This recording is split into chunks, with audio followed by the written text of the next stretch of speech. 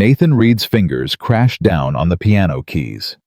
The melody rose through Sterling Corporation's Christmas gala like a ghost breaking free from its grave. 300 guests fell silent. Champagne glasses froze midair. Victoria Sterling, the most powerful CEO on the Eastern Seaboard, stopped breathing. That song. That exact song. The one her first love wrote for her 16 years ago, the night before he died in a car crash. No one alive knew that melody. No one. Her legs gave out. She gripped the railing knuckles, white heart shattering. The janitor kept playing. And when their eyes finally met across that crowded room, Victoria saw something that made her blood run cold.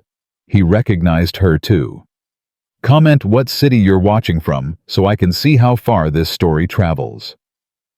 Nathan Reed had learned a long time ago how to become invisible. It was a skill born from necessity, sharpened by years of survival, perfected through the quiet humiliation of watching the world forget you existed. At 53 years old, he moved through Sterling Corporation's headquarters, the way he moved through life unnoticed, unremarkable, forgettable. The maintenance uniform helped. Gray shirt, gray pants, gray man. Nobody looked twice at the guy pushing a mop bucket down the hallway. Nobody wondered what dreams he'd buried, or what songs still haunted him at 3 in the morning when sleep refused to come. That was fine. Nathan preferred it that way. "Daddy, are we really going to a party?" Lily's voice cut through his thoughts. His 7-year-old daughter bounced beside him, her hand warm and small in his calloused palm. Her dark curls were wild, despite his best efforts with the brush that morning, and her brown eyes sparkled with an excitement that made Nathan's chest ache. "It's a company Christmas party," he said. "They invited all the employees this year, even us. Even the janitors. Even the janitors." Lily considered this. "Do janitors get presents?" Nathan laughed, a rare sound rusty from disuse. "I don't think so, sweetheart, but there might be cookies." "Chocolate cookies?" "Maybe. And hot chocolate." "We'll see." Lily squeezed his hand tighter. "This is going to be the best Christmas ever." Nathan didn't answer. He just held onto her hand and tried not to think about the overdue electric bill waiting at home, or the radiator that clanked all night, or the fact that his daughter's winter coat was 2 sizes too small because he couldn't afford a new one. He tried not to think about a lot of things. The lobby had been transformed. White lights cascaded from the ceiling. A massive Christmas tree dominated the space near the elevators, ornaments glittering like frozen tears. Men in tailored suits and women in designer dresses clinked glasses and laughed at jokes that cost more than Nathan's monthly rent. He felt Lily press closer to his leg. "It's okay," he murmured. "Just stay close to me." They moved along the edges of the room, skirting the crowd like shadows avoiding light. Nathan spotted the dessert table in the corner and steered Lily toward it. At least she could have some chocolate. At least he could give her that. "Henry!" Nathan turned. Big Mike from the loading dock was waving him over a drink in his meaty hand. "I didn't know you were coming tonight," Mike said, grinning. "And who's this little princess?" Lily hid behind Nathan's leg. "This is Lily," Nathan said. "Lily, say hello to Mr. Mike." "Hello," Lily whispered. Mike crouched down to her level. "You know what, Lily, I heard? There's a chocolate fountain over there. You ever seen a chocolate fountain?" Lily's eyes went wide. "A fountain made of chocolate. A whole fountain. You can dip strawberries in it and everything." Lily looked up at Nathan. "Daddy, can I?" "Go ahead, but stay where I can see you." She was off like a shot, her small shoes clicking across the marble floor. Nathan watched her go, that familiar mix of love and fear twisting in his gut. She was the only good thing he'd ever done. The only proof that his life hadn't been a complete waste. "Cute kid," Mike said. "She looks just like you. She looks like her mother." Mike's smile faltered. Everyone at the company knew Nathan was a single father. Nobody knew why. Nathan never talked about Sarah, about the cancer that took her 3 years ago, about the medical bills that had swallowed everything they'd ever saved. "Listen," Mike said, lowering his voice. "I heard something today. Management's talking about layoffs after the new year. Maintenance is on the list." Nathan's stomach dropped. "How many?" "Don't know. But word is, they're starting with the guys who've been here the least time." Mike gave him a meaningful look. "You've only been here 3 years, Henry." 3 years. 3 years of 12-hour shifts and aching knees and toilets that never seemed to stay fixed. 3 years of building something stable for Lily after everything fell apart. "Thanks for telling me," Nathan said. "Just watch your back." Mike clapped him on the shoulder. "And enjoy the party. Free food, right?" Nathan nodded, but his mind was already spinning. If he lost this job, what would happen to Lily? There was no family to fall back on, no savings to cushion the blow. Just a little girl who deserved so much better than a father who couldn't even afford to buy her a proper winter coat. He looked across the room to check on his daughter. His blood went cold. Lily had slipped on something champagne, maybe spilled by some careless guest, and was lying on the marble floor crying, her knee bleeding through her white tights. Nathan moved. He didn't remember crossing the room. Didn't remember pushing past the startled executives or knocking someone's drink from their hand. One moment he was standing by the wall, and the next he was on his knees beside his daughter, pulling her into his arms. "It's okay, baby. Daddy's here. Let me see." "It hurts," Lily sobbed. I know. He pulled out the handkerchief he always carried, old habit, Sarah had taught him that, and pressed it gently to the scrape. "It's just a little cut. You're so brave. You're so brave, sweetheart." "Well, this is exactly what we needed." The voice was cold, sharp, dripping with contempt. Nathan looked up. A man in a navy suit stood over them, his face twisted with irritation. He was handsome in a catalog model way, with perfectly styled hair and eyes that held all the warmth of a balance sheet. Nathan recognized him from the company newsletter. Marcus Cole. Some kind of investment big shot. Victoria Sterling's fiancé. "Can you control your child?" Marcus demanded. "She's bleeding all over the floor. Do you have any idea how much this marble costs?" Nathan's jaw tightened. "She's 7. She fell."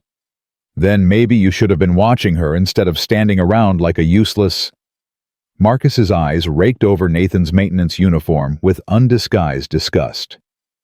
"What are you even doing here? This is an executive function. There's a staff entrance for a reason." Lily pressed her face into Nathan's chest, her small body trembling. Something cracked inside him, something old and buried and dangerous. He stood slowly, Lily still in his arms, and met Marcus's eyes. "She slipped. She's hurt. And you're worried about the floor." Marcus stepped closer. "Listen to me, you insignificant little—" "That's enough." The voice came from behind them, quiet but carrying the kind of authority that made rooms fall silent. Nathan turned, and time stopped. Victoria Sterling descended the stairs like a queen approaching her throne. She wore a crimson dress that commanded attention without apology, her honey blonde hair falling in soft waves past her shoulders. But it was her eyes that arrested him, ice blue and sharp as surgical steel, the kind of eyes that had seen too much and forgiven too little. Nathan knew those eyes. He'd known them 16 years ago when they were softer, when they'd looked at another man with love instead of calculation, when they'd sparkled with tears as a melody played under a summer sky full of stars. Oh God, it's her.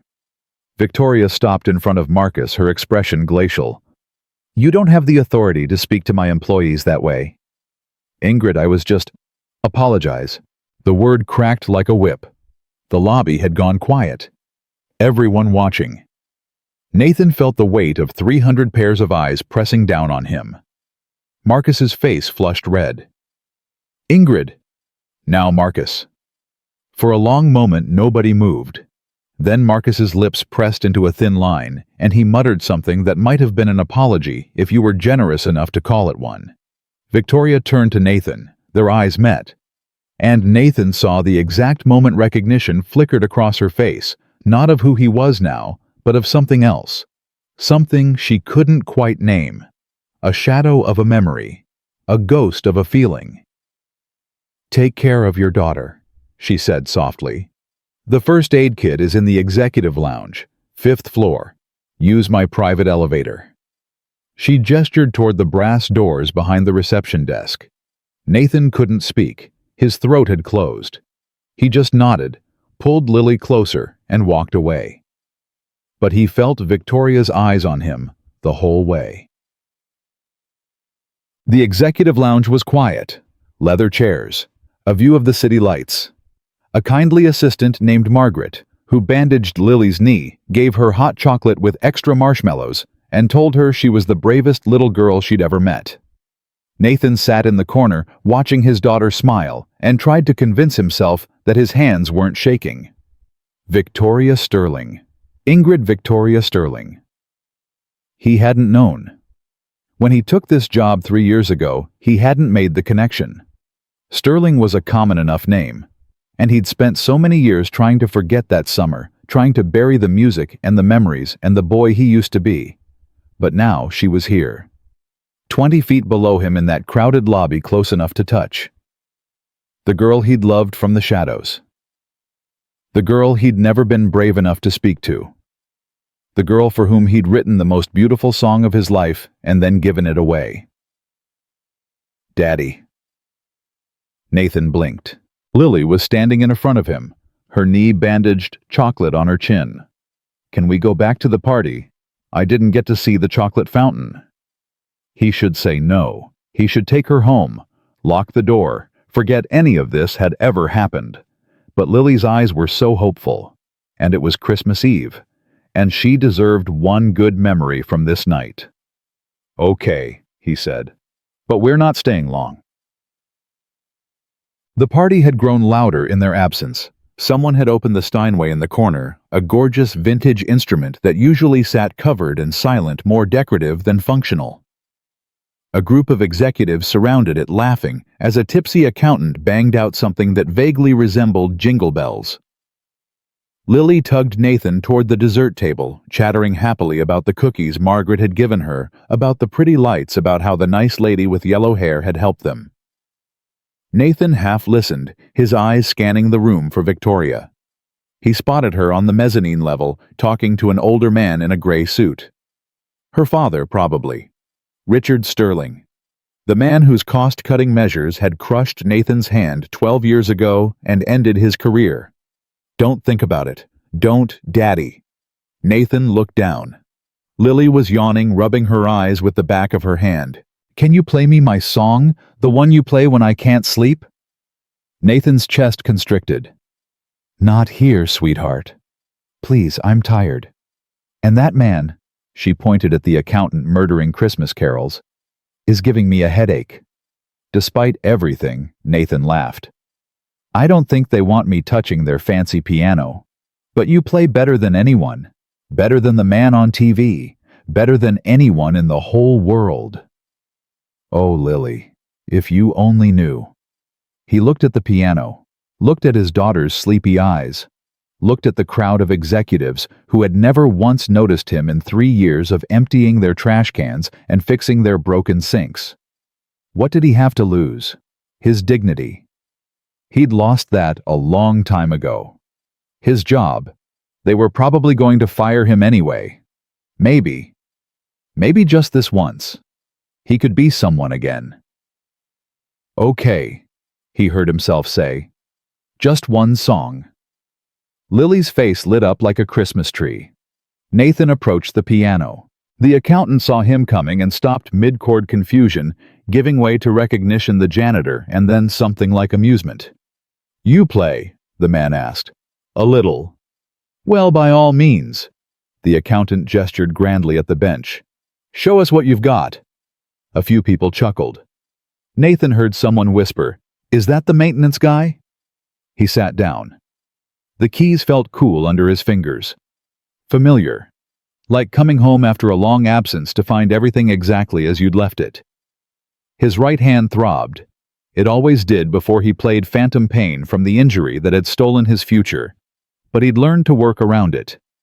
Years of practice in empty community centers and late nights in their cramped apartment had taught him how to adapt, how to compensate, how to turn weakness into something approaching grace.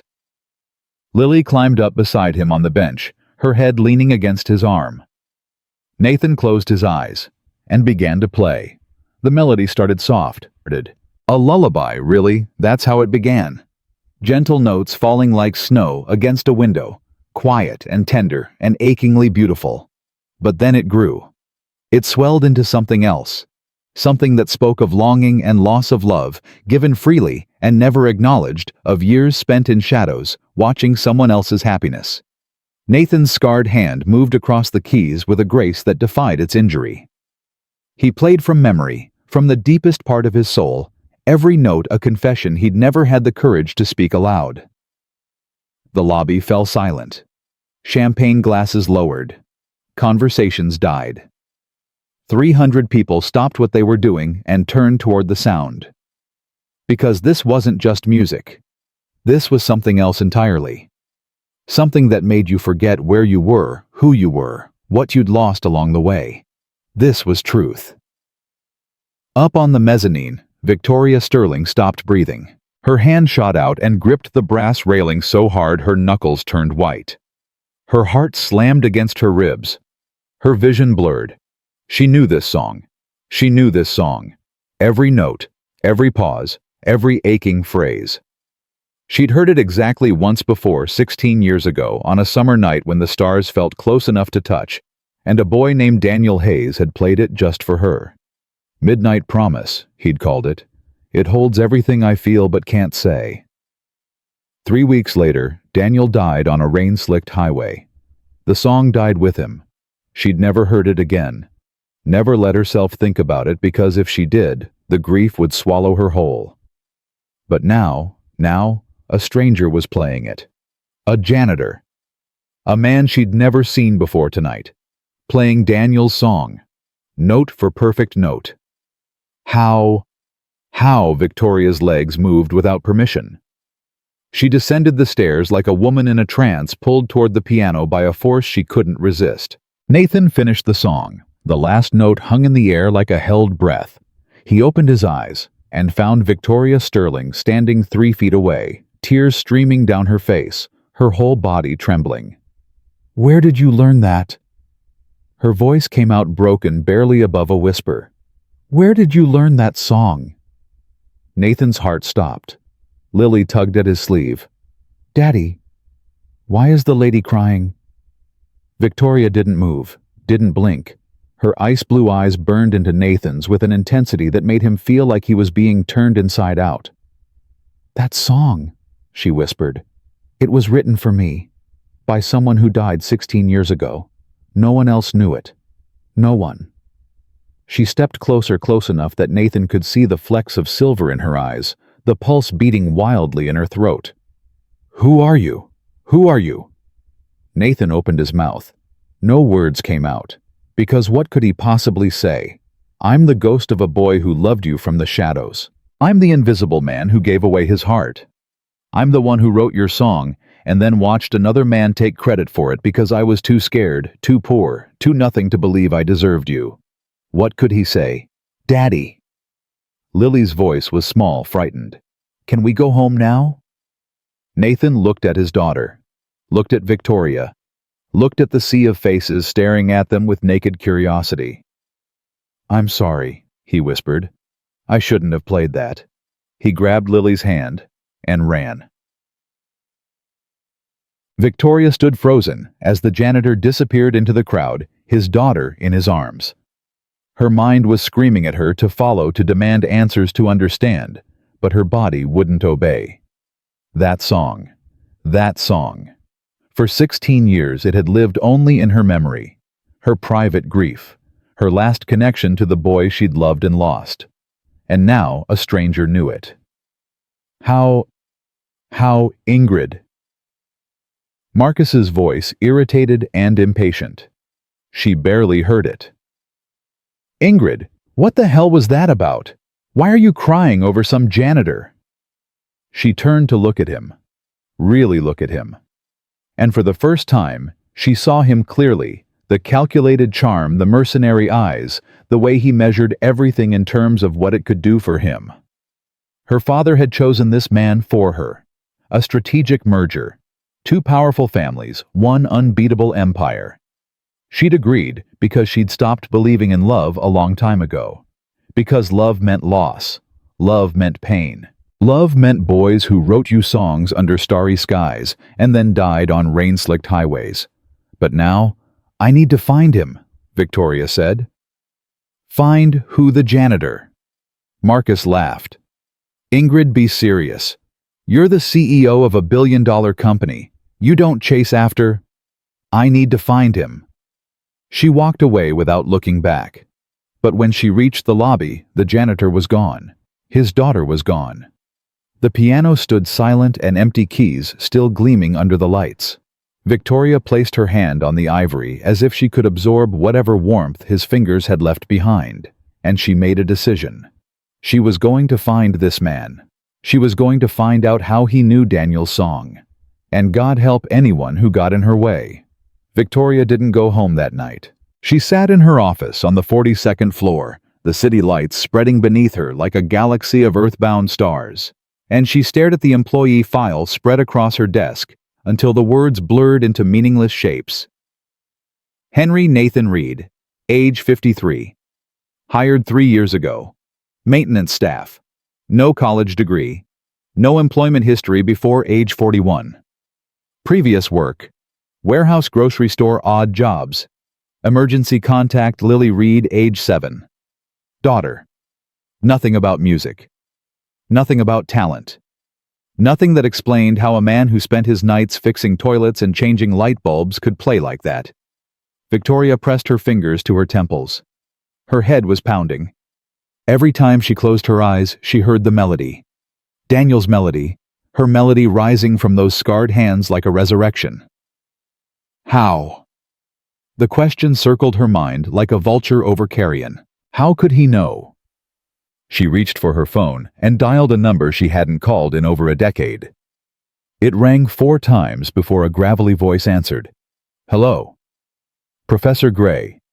This is Victoria Sterling, Ingrid Victoria Sterling. I don't know if you remember me. Little Ingrid."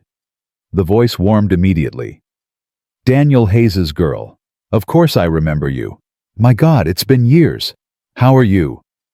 Victoria's throat tightened at the name. Daniel Hayes's girl. That's who she'd been once. Before grief hardened her into something else.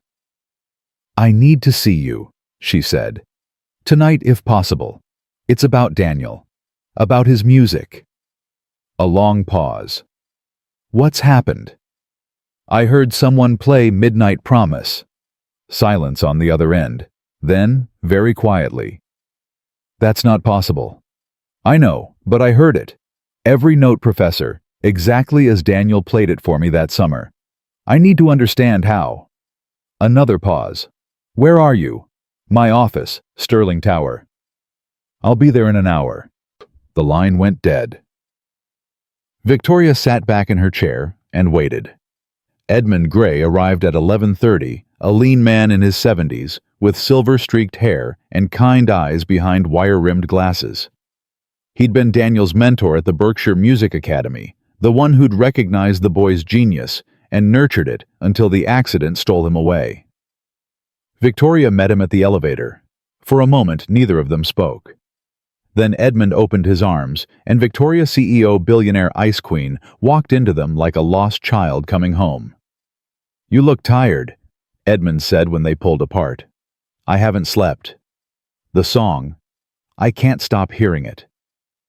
She led him to her office, poured 2 glasses of whiskey from the bar in the corner, and handed him one.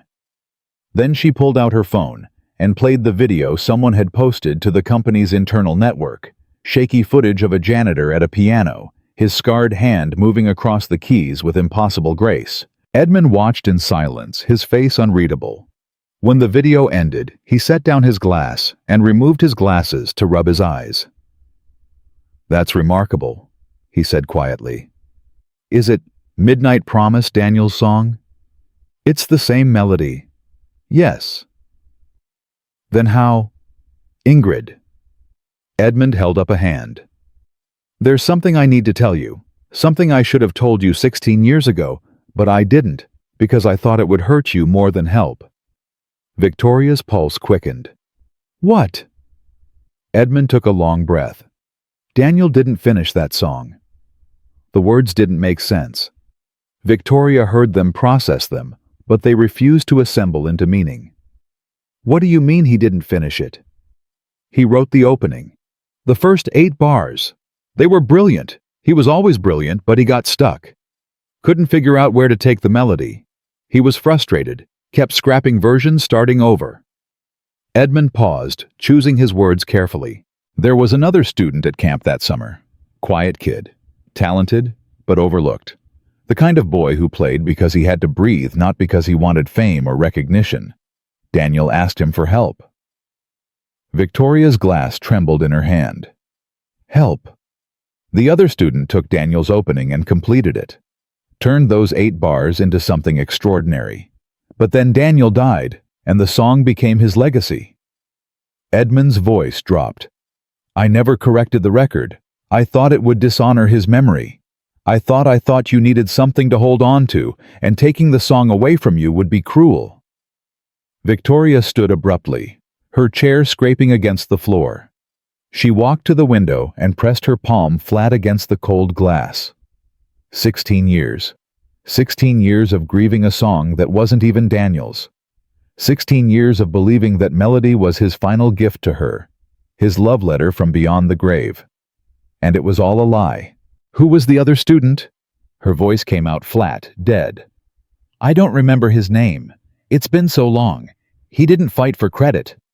When Daniel died, he just disappeared. The man who played last night. Victoria turned to face Edmund. Nathan Reed. Could it have been him? Edmund looked at the frozen frame on her phone screen. Nathan's face illuminated by the piano's reading light, his eyes closed, lost in the music. I don't know, he admitted. Maybe, but there's only one way to find out. Ask him. Yes. Victoria grabbed her coat. Then that's what I'll do. But when she arrived at the maintenance department the next morning, Nathan Reed's desk was empty. Called in sick, his supervisor said, not looking up from his clipboard. First time in 3 years. Must be something going around. Victoria waited. She sent him a message through the company's internal system Professional Neutral, requesting a brief meeting at his convenience. No response. She had HR check his emergency contact information. The phone number was disconnected. 3 days passed. Nathan didn't return. On the 4th day, Victoria sent 2 security officers to his listed address, a rundown apartment building on the east side of the city, the kind of place where hope went to die. They came back empty-handed. Landlord says he left 3 days ago, the lead officer reported. Paid up his rent through the end of the month, packed up his daughter, and disappeared. No forwarding address. No explanation. Victoria felt something cold settle in her chest. She'd driven him away. Her questions, her intensity, her desperate need for answers had frightened him off. But why? What was he hiding? Or more accurately, what was he protecting? She spent the next week searching. She hired a private investigator. She dug through public records, social media, anything that might give her a clue. Nathan Reed was a ghost he'd appeared 3 years ago with no past, no history, no connections. Before that, nothing. As if he'd been born fully formed at age 50, with a scarred hand and a broken dream, and a 7-year-old daughter who looked at him like he hung the moon. The investigator found one lead, a community center on the west side where someone matching Nathan's description had been seen playing piano late at night, long after the building was supposed to be closed. Victoria drove there herself. The community center was exactly what she'd expected, peeling paint, flickering fluorescent lights, the smell of mildew and desperation. A handwritten sign on the bulletin board announced a free meal program on Tuesdays and Thursdays. Another offered ESL classes for recent immigrants. The receptionist, a tired-looking woman in her 60s, looked up when Victoria entered. "Can I help you?" "I'm looking for someone. A man named Nathan Reed. He might play piano here sometimes." The woman's expression shifted, guarded now, protective. "We don't give out information about the people who use our facilities. I'm not here to cause trouble. I just need to talk to him." "Are you from the government?" "No." "Police?" "No." "Then I'm sorry I can't help you." Victoria opened her mouth to argue, then stopped. She recognized that look on the woman's face. It was the look of someone who had seen too many vulnerable people hurt by too many powerful ones. Someone who had built walls around the broken and refused to let anyone through. She reached into her purse and pulled out a business card. "If you see him, would you give him this? Tell him I'm not looking for answers anymore. I just want to say thank you for the song." The woman took the card, studied it for a long moment, then looked up at Victoria with something like surprise in her eyes. "Sterling," she read. "As in Sterling Corporation. As in the Sterling Tower downtown." "Yes." "You're the CEO." "Yes." The woman's expression changed again. Not warmer exactly, but more curious. "And you came here yourself, to this neighborhood, to find a man who plays piano." "He played something that mattered to me. A long time ago." The woman was silent for a moment. Then she tucked the card into her pocket. "I can't make any promises, but if I see him, I'll pass along the message." It was something. It wasn't much, but it was something. Victoria thanked her and left. 2 weeks passed. Christmas came and went in a blur of obligations, board meetings, charity galas, an engagement party that Victoria endured with gritted teeth and a smile that felt like broken glass. Marcus was insufferable. Since the night of the Christmas party, he'd been watching her with suspicion, questioning her schedule, demanding to know where she went and who she talked to. He'd heard rumors about her search for the janitor, and it enraged him. "You're embarrassing yourself," he said one evening, cornering her in her office after a late meeting. "People are talking. They're saying you've lost your mind over some nobody maintenance worker. Let them talk. Ingrid, we're getting married in 5 weeks. Do you understand what's at stake? The merger with my firm will make Sterling Corporation the largest real estate developer on the Eastern Seaboard. We'll control billions. And you're willing to throw that away because some janitor played a song that made you cry?" Victoria looked at him. Really looked. And for the 100th time, she wondered how she'd ever agreed to marry this man. Because her father wanted it. Because she'd stopped believing in love. Because it was easier to build empires than to feel anything at all. "Marcus," she said quietly, "I need you to leave." "Excuse me. Leave my office. Now."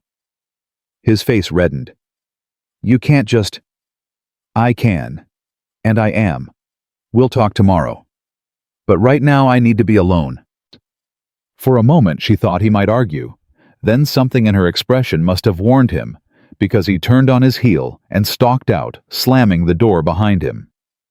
Victoria sank into her chair and closed her eyes. The melody played in her head. It never stopped. Not really. It was there when she woke up there, when she fell asleep there, in every quiet moment between meetings and decisions, and the endless performance of being Victoria Sterling. Where was he? Where had Nathan Reed gone? And why did it feel like losing him meant losing the last piece of herself that still knew how to feel? The answer came on a night when snow fell thick and heavy, blanketing the city in white silence. Victoria had been working late. She always worked late now because going home meant facing the emptiness of her penthouse apartment and the ghost of a melody she couldn't escape. She was about to call her driver when she heard something. Piano music. Faint, haunting, drifting up from somewhere below. Her heart stopped. She took the stairs, her heels echoing off marble, her breath coming too fast. The lobby was dark. The party decorations had been taken down weeks ago, but a single light glowed near the piano in the corner. And there he was. Nathan Reed sat at the Steinway, his back to her, his shoulders hunched as if bearing an invisible weight. He played Midnight Promise again, but this time it sounded different. Sadder. More resigned. Like a man saying goodbye. Victoria's voice cracked when she spoke. "You came back." Nathan's hands stilled on the keys. He didn't turn around. "I shouldn't have run," he said quietly. "Lily asked me why we left. I couldn't give her a good answer. She liked it here. Liked the cookies the nice lady gave her. Liked watching the lights." He paused. "I owed you the truth, even if you hate me for it." Victoria moved closer, her heels clicking softly on the marble. "I could never hate you for playing beautifully." "That's not what I mean." She stopped directly behind him.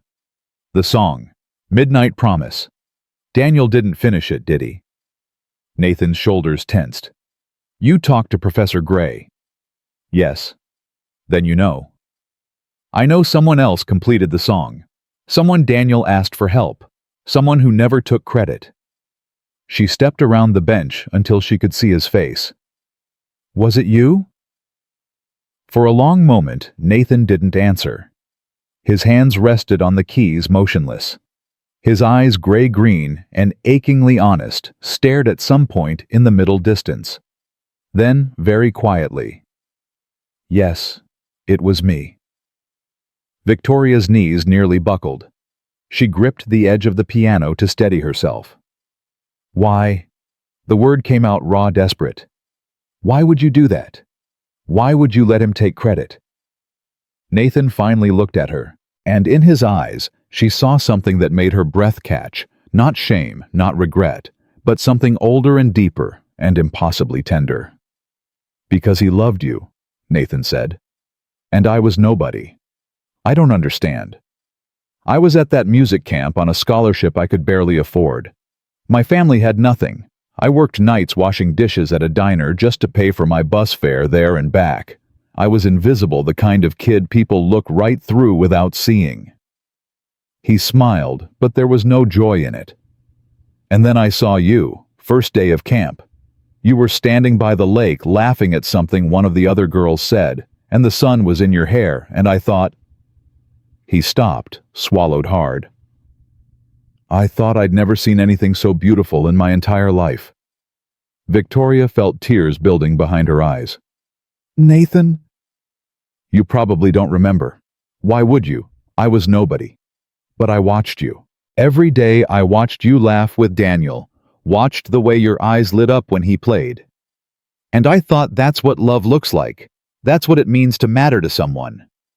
He turned back to the piano, his scarred hand hovering over the keys. "Daniel was everything I wasn't. Confident, charming, destined for greatness. When he asked for help with the song, when he told me he wanted to give you something perfect but couldn't figure out how to finish it, I said yes. Because I wanted to give you something too, even if you never knew it came from me." "So you wrote a love song for another man to give to me?" "I wrote a love song for you," Nathan corrected gently.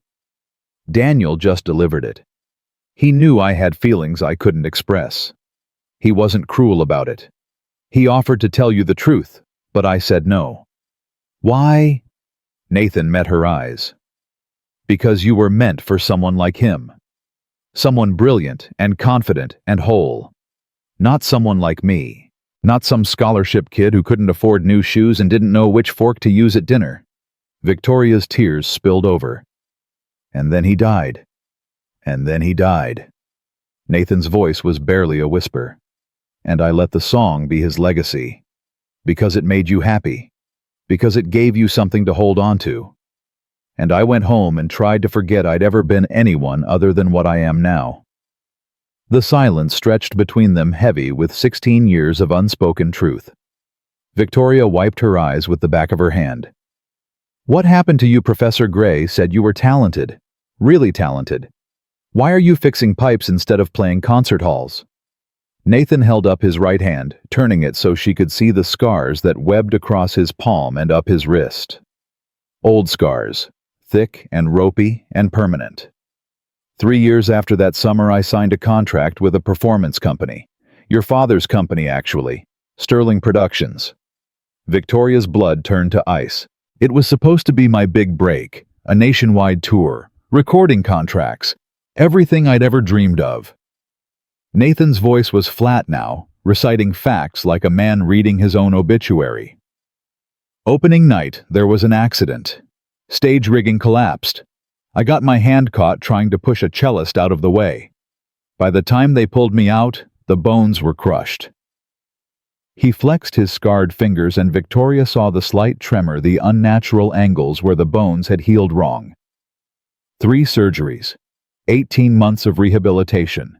The doctors said I'd never play professionally again. The investigation concluded it was a cost-cutting measure gone wrong. Someone approved substandard equipment to save money. He looked at her.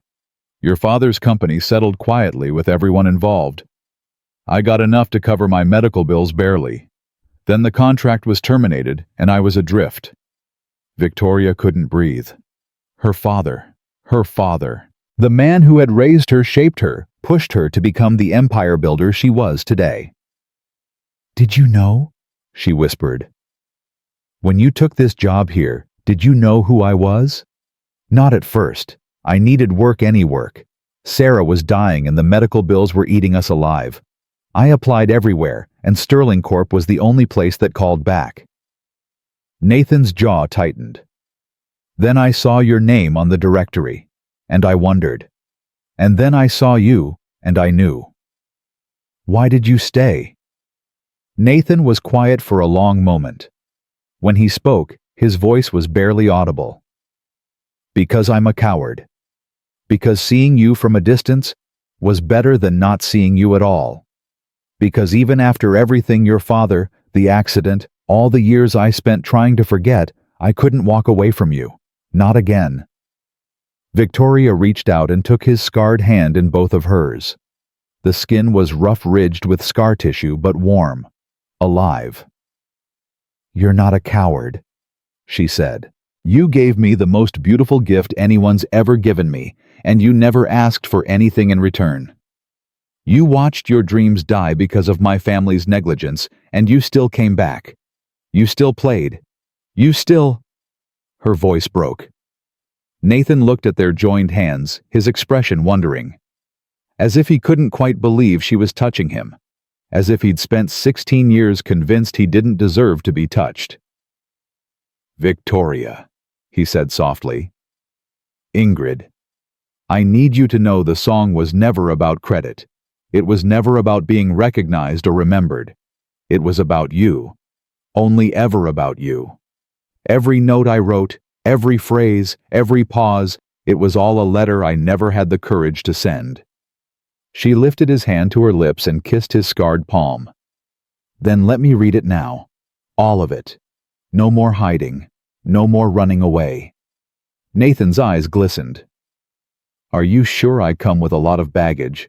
A broken hand. A daughter who needs stability. A past that's more holes than substance. I have nothing to offer someone like you. You have everything. Victoria's voice was fierce now, certain. You have truth. You have talent. You have a heart that's been broken and put back together so many times it's more scar tissue than muscle. Just like mine. She reached up and touched his face, her fingers tracing the lines that time and grief had carved there. I spent 16 years building walls, she whispered. Convincing myself that love was weakness, that power was the only thing that mattered. And then you played that song, and every wall came crashing down. I can't go back to who I was before. I don't want to. Nathan closed his eyes. When he opened them again, there was something new in his expression. Something that looked almost like hope. What happens now? He asked. Before Victoria could answer, the lobby doors burst open, and everything changed. Marcus Cole strode through the lobby doors like a man who owned the world. Behind him, 2 men in dark suits flanked a third figure. Older, silver-haired, carrying himself with the imperious bearing of someone who had spent 30 years making people bend to his will. Richard Sterling. Victoria felt her blood freeze. Her father hadn't set foot in this building since she'd forced him into early retirement 2 years ago. She'd restructured the board, consolidated her power-built walls so high he couldn't climb over them. And yet here he was, walking through her lobby at 11 o'clock at night, like he still had the right to be here. "So it's true," Richard said, his voice dripping with disdain. His cold eyes moved from Victoria to Nathan, then back again, taking in their joined hands the intimacy of their position at the piano. "My daughter has been sneaking around with the help." Victoria released Nathan's hand and stepped forward. "What are you doing here, Father?" "Saving you from yourself, apparently." Richard's lips curled. "Flynn called me. Said you've been making a fool of yourself over some janitor who's trying to extort you with a sob story about an old accident." "Flynn had no right to contact you.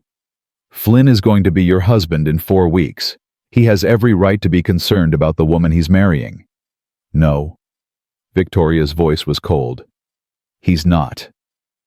Marcus stepped forward, his face flushed with barely contained rage. "Ingrid, we talked about this." "No, Marcus. You talked. I listened. And now I'm done listening." She met his eyes without flinching. "The engagement is off. You'll receive formal notice from my lawyers tomorrow." For a moment, nobody moved. The lobby was silent, except for the soft hum of the heating system and the distant sound of wind against the windows. Then Marcus laughed. It was an ugly sound, sharp and brittle. "You can't be serious. You're throwing away a billion-dollar merger for him." He jabbed a finger at Nathan. "Look at him, Ingrid. He's a janitor, a nobody. He fixes toilets for a living." Nathan stood slowly from the piano bench.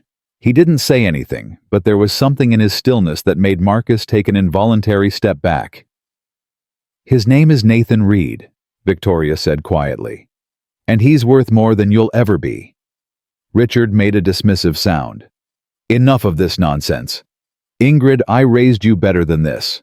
You're the CEO of a billion-dollar company. You don't throw away everything we've built because some broken-down musician played a pretty song." Victoria's voice sharpened. "There is no we, Father. You were forced out 2 years ago. This company is mine now, and I'll run it however I see fit." "You'll run it into the ground if you keep making decisions with your heart instead of your head." "At least I still have a heart." The words hung in the air, sharp as broken glass. Richard's expression didn't change, but something flickered in his eyes. Surprise, maybe. Or recognition.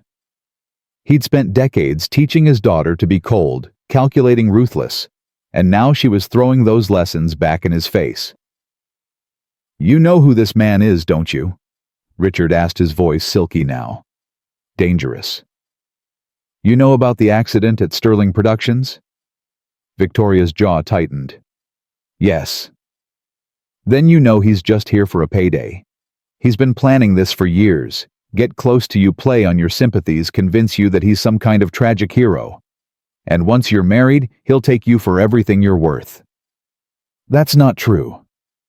Nathan's voice was quiet, but it carried. "I never wanted anything from her. I never asked for anything." Richard turned to look at him. Really look at him for the first time. His eyes were cold, assessing the way a predator sizes up potential prey. "Nathan Reed," he said slowly. "The pianist. I remember you now.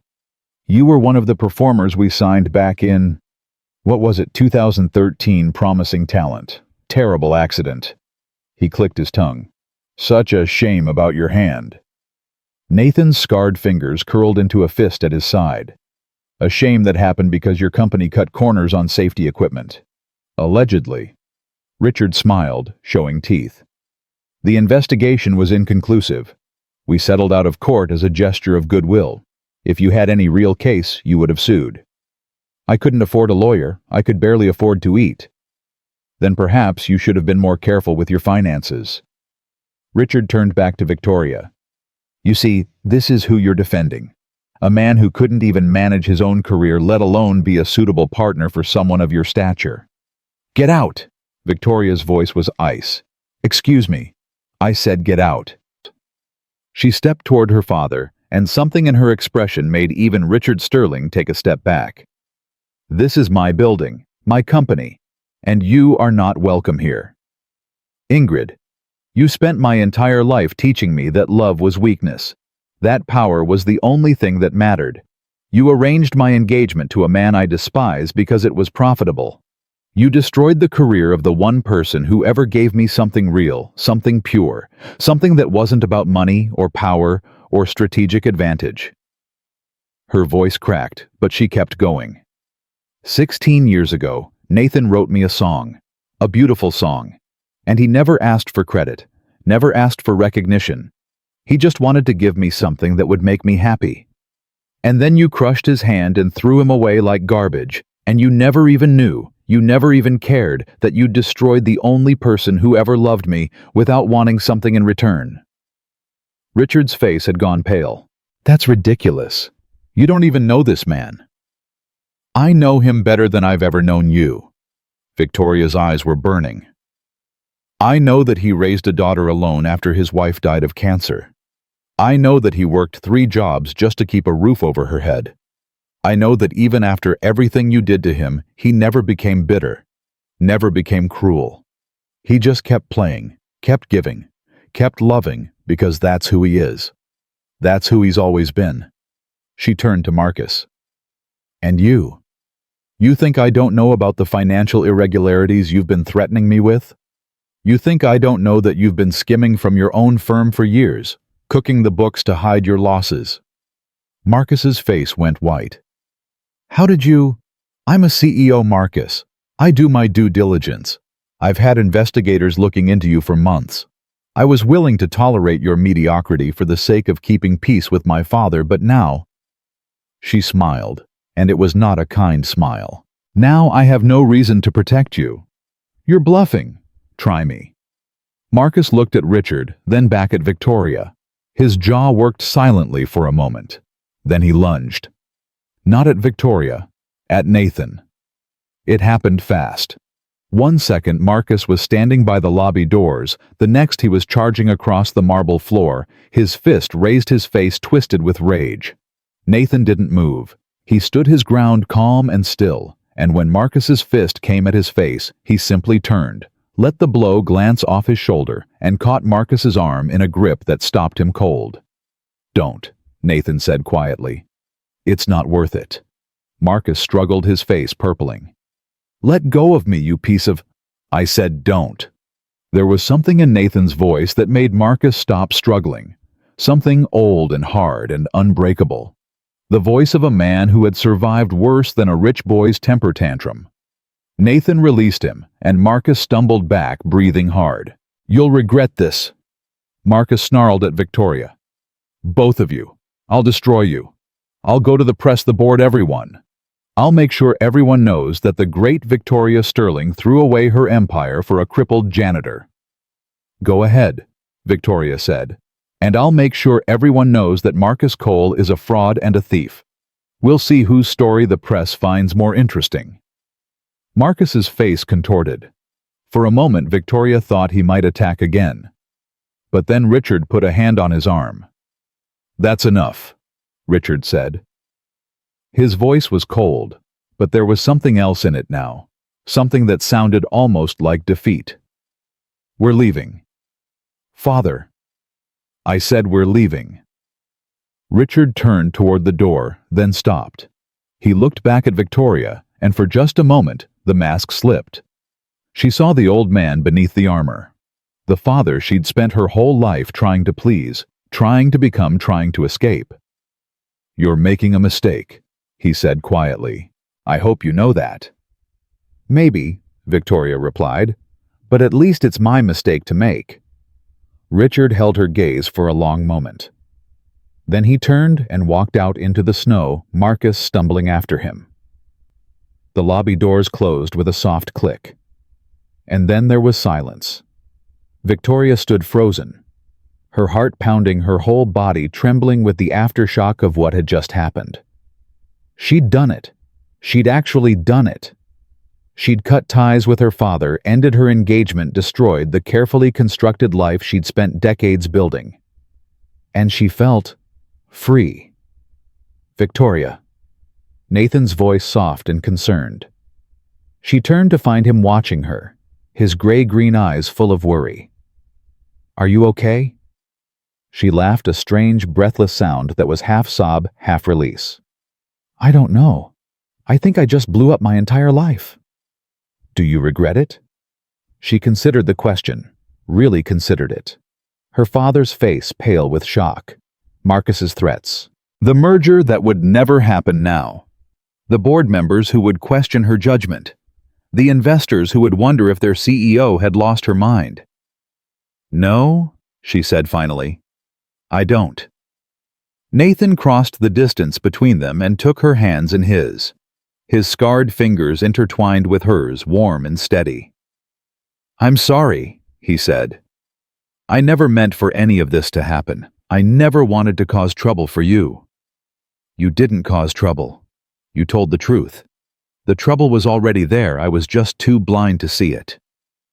"Your father..." "My father is a man who values power over people. He always has been. I spent my whole life trying to be like him, trying to make him proud. And all it did was make me miserable." She squeezed his hands. "You reminded me that there's another way to live. That love doesn't have to be transactional.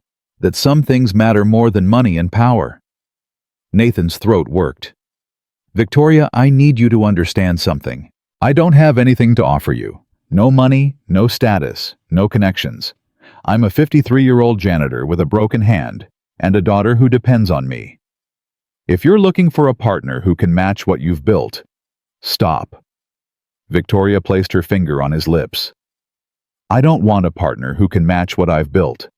I want a partner who can help me remember why I built it in the first place. I want someone who sees me, really sees me, not the CEO, not the heiress, not the ice queen everyone thinks I am." She dropped her hand. "When you played that song, I felt something I haven't felt in 16 years. I felt alive. I felt like the girl I used to be before grief turned me into stone. And I don't want to lose that feeling. I don't want to go back to being numb." Nathan's eyes glistened. "What are you saying?" "I'm saying, I want to try. Whatever this is between us, I want to see where it goes. No expectations, no pressure. Just two people who found each other across years and loss and impossible odds trying to figure out what comes next." For a long moment, Nathan didn't respond. He just stood there, holding her hands, looking at her like she was a miracle he didn't dare believe in. Then he spoke. 16 years ago, I wrote you a love song. I was 18 years old, invisible, convinced that I'd never be good enough for someone like you. And I gave that song away because I thought you deserved someone better." He lifted her hands to his chest, pressed them against his heart. "I've spent 16 years regretting that decision. Wondering what might have happened if I'd been brave enough to tell you the truth. Wondering if things could have been different." His voice dropped to a whisper. "I'm not 18 anymore. I'm old and scarred and tired, and I have nothing to offer you but a worn-out heart that still beats for you after all these years. But if you're willing to take a chance on me, if you're willing to let me try, I promise I will spend whatever time I have left making sure you never regret it." Victoria's tears spilled over. She didn't try to stop them. "Nathan, I love you," he said. "I loved you when I was a boy, and I love you now. I never stopped. I never could." She kissed him. It wasn't planned, wasn't calculated, wasn't anything like the careful, controlled interactions she'd learned to substitute for real emotion. She simply rose on her toes and pressed her lips to his, and the world fell away. He tasted like coffee and longing, and the ache of 16 years spent waiting for something that might never come. His scarred hand came up to cup her face, gentle as a prayer, and she felt something inside her break open, something that had been locked away for so long she'd forgotten it existed. When they finally pulled apart, they were both crying. "Well," Victoria said, her voice shaking, "that's one way to end an argument." Nathan laughed a real laugh, warm and surprised, and pulled her into his arms. She buried her face in his chest, breathing in the scent of him, feeling his heart beat steady and strong beneath her cheek. "What happens now?" she asked. "I don't know. I've never done this before, whatever this is." "Neither have I." She pulled back to look at him. "We should probably figure it out." "Probably. Tomorrow?" Nathan's eyes crinkled. "Why wait until tomorrow?" "Because it's almost midnight, and I just ended my engagement and confronted my father and kissed a man I barely know, and I think I need a moment to process all of that before I make any more life-changing decisions." He nodded slowly. "That's fair."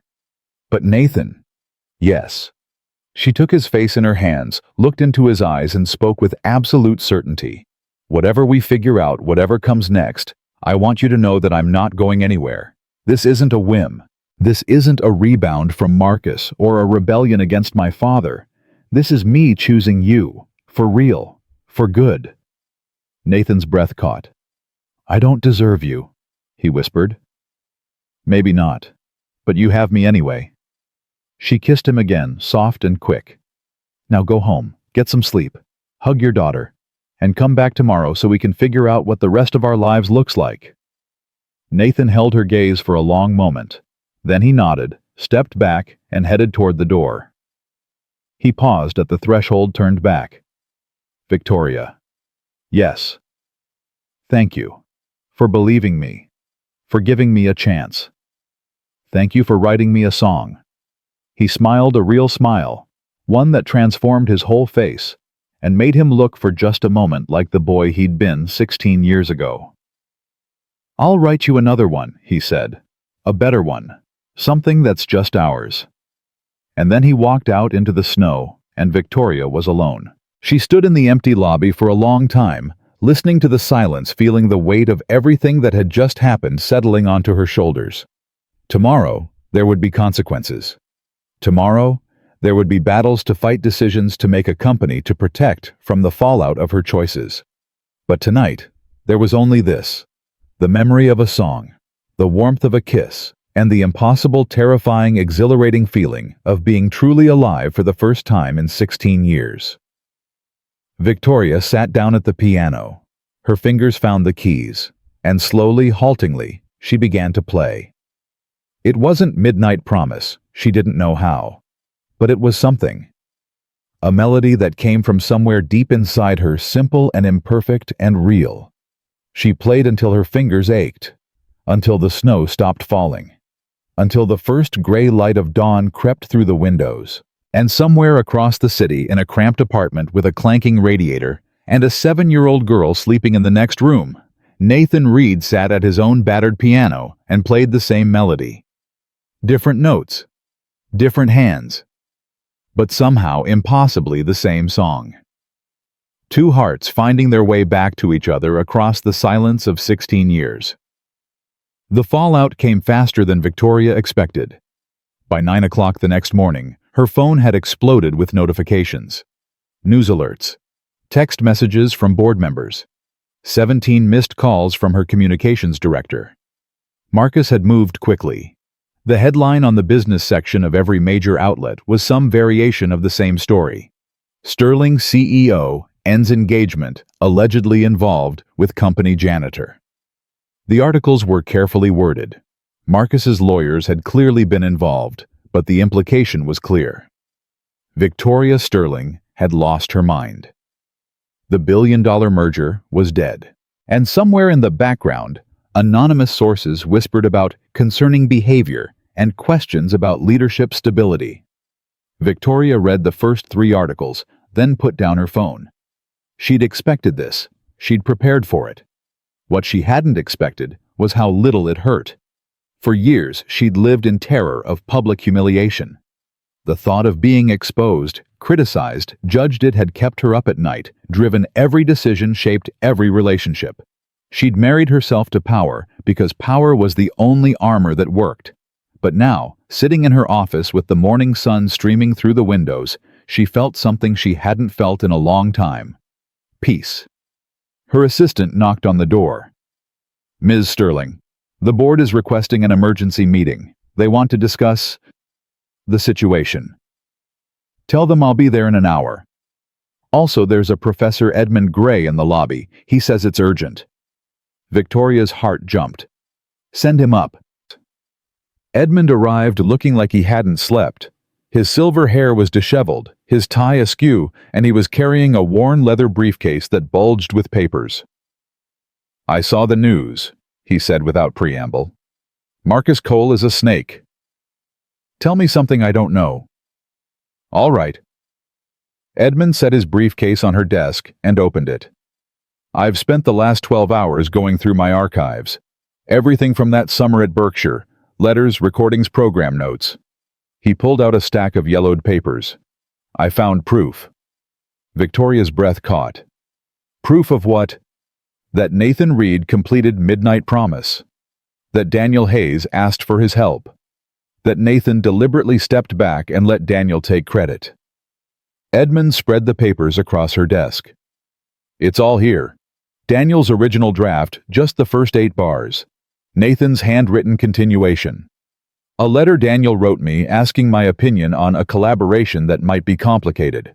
Victoria picked up one of the pages with trembling hands. The handwriting was young, uncertain, but unmistakably deliberate. Notes and annotations crowded the margins. This is Nathan's.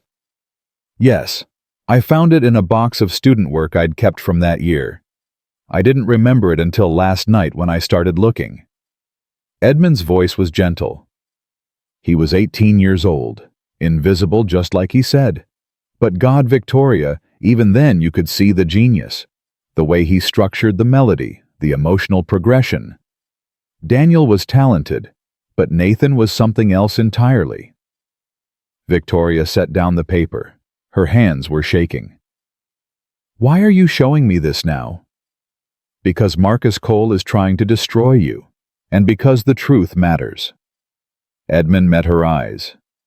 Nathan Reed spent 16 years hiding from his own talent because he thought he wasn't good enough.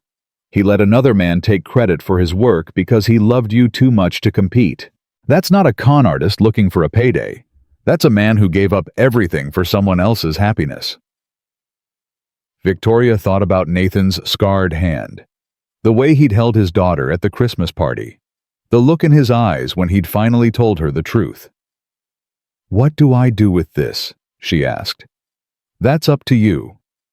But if you want to fight back against the narrative Marcus is spinning, this is how you do it. You tell the real story.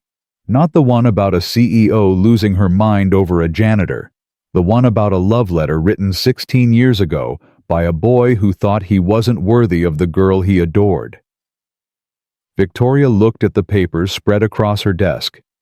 Daniel's incomplete melody. Nathan's handwritten continuation. A story that had been waiting 16 years to be told. The board meeting is in an hour, she said slowly. Then you have an hour to decide what kind of story you want to tell. The boardroom was tense when Victoria arrived.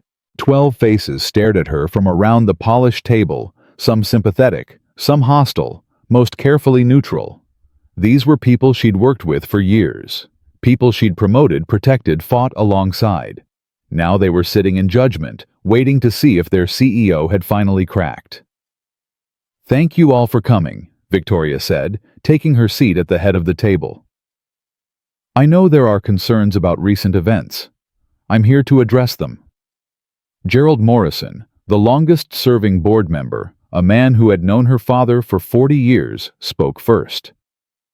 Victoria, we've all seen the news. The merger with Cole Investment Partners is dead. Marcus is making statements to every outlet that will listen. And frankly, some of us are wondering if the rumors have any truth to them. Which rumors specifically?